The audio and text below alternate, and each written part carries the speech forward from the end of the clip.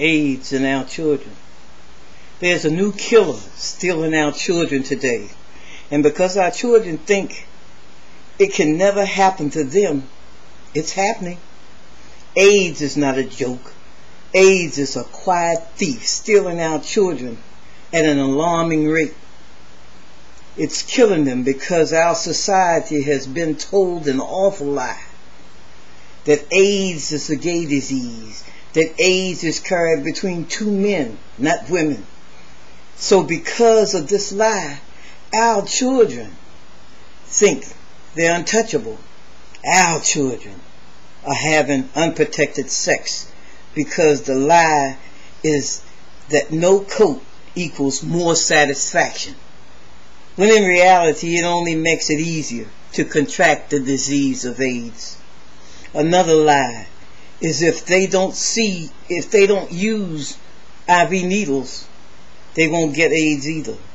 I want to tell you that if you are in that kind of double life, using drugs and alcohol, it will make you accept things easier if not sober. It makes us, and I say us, accept things we would not ordinarily do. It makes our senses weak.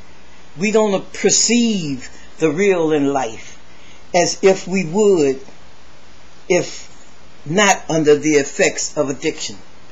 I'm saying addiction because it covers all of the bad habits we acquire during our lives. The life that we think is strong and can't be broken. Whereas there is someone around every bend in life to help you pick up that drink. Someone to help you realize how good that reefer is. As they stand and take that drag to make it seem as if that drag is the best puff in their life. These are the devil's messengers. They are everywhere waiting for our children who think they are so invincible. I used to be one of those kids who saw the addicts and laughed at what and how stupid they were to get addicted. I used to be that child who laughed at that girl who found herself pregnant at 14. I used to be that child who said I tasted alcohol and didn't like it.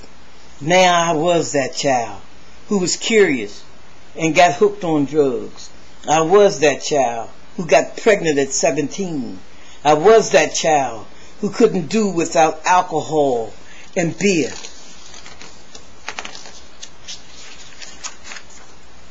I was like you. I was just like our children, so strong within myself, I'd never be like Joey. Yet I became Joey. I became who he was. I started to hang out with the wrong crowd. I wanted to be popular. Come on. I found out very quickly that there was someone else who also wanted to be popular. That guy who bragged about scoring with that virgin. That girl who walked up behind me and said, if you don't take a drag, you're scared and I'm going to tell the whole school. There's always someone around you who wants to pull you down with them instead of standing back up with you. Everyone wants to be a partner in bad. I found that out the hard way. And of course, there's some guy who just found out he had contracted AIDS and wants to pay back every woman for his death sentence. I don't have AIDS, but I've buried so many from AIDS. My beautiful nephew, my beautiful niece, many friends, young and old, who said it could never happen to them. Parents, we need to understand AIDS and our children.